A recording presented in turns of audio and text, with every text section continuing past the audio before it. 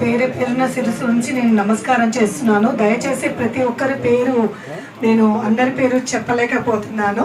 కొంతమంది పేరు తెలియదు కాబట్టి మన్నించాలి.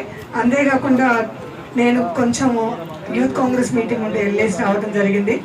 దానికి కూడా క్షమాపణ తెలుపుతున్నాను లేటుగా వచ్చినందుకు.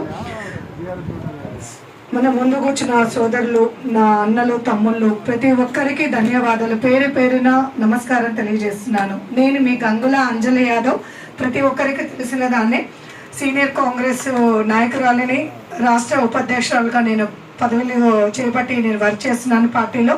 అంతేకాకుండా మన కులానికి కూడా మనం రాష్ట్ర అధ్యక్షురాలుగా మన రాములన్న తోటి సహకారంతో నేను యాదవ్ సంఘంలో కూడా మీతో పాటు నేను చేయుతూ నుండి మీకు కూడా నేను వర్క్ చేస్తున్నాను. ఈ అవకాశం ఇచ్చినందుకు చాలా చాలా థ్యాంక్ యూ. ఇక్కడ ఉన్న వాళ్ళు ప్రతి ఒక్కరూ అందరూ పెద్దవాళ్ళే, అందరికీ తెలిసిన విషయమే మనకంటూ ఏం కావాలి. అవునా కాదా? యాదవ్ సంఘము కుర్మ గొల్ల అని ప్రతి ఒక్కటి మన దాంట్లో ఉన్న అన్ని కులాలకు మనం అందరము ఒకటే. మనకున్న రిజర్వేషను మనకేం కావాలి. ప్రజెంట్ ఏ ప్రభుత్వం ఉంది?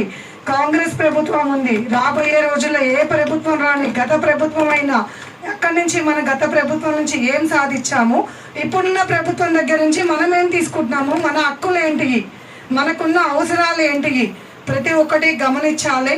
మనకున్న రిజర్వేషన్స్ అన్ని పాంప్లెట్లో ఉన్నాయి కాబట్టి అందరికీ తెలిసిన విషయాలే కాబట్టి ఏ పార్టీలో, ఏ రంగంలో, ఏ పార్టీ నుంచి ఏ నాయకులు, ఇక్కడ ఒక్కొక్క పార్టీ నుంచి ఒక్కొక్క నాయకుడు ఉన్నాడు.